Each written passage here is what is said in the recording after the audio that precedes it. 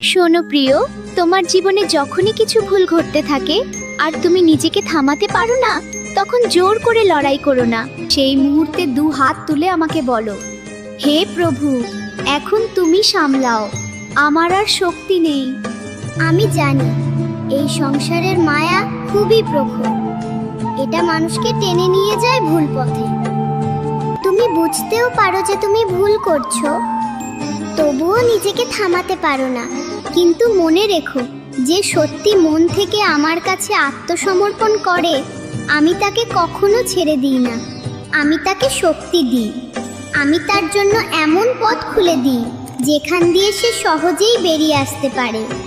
তাই ভয় পেও না, শুধু একবার মন থেকে ডাকো, আমি আছি, সব সামলে নেব। যখন নিজের ওপর নিয়ন্ত্রণ থাকে না, তখন ভগবানের ওপর ভরসা রাখাই আসল শক্তি।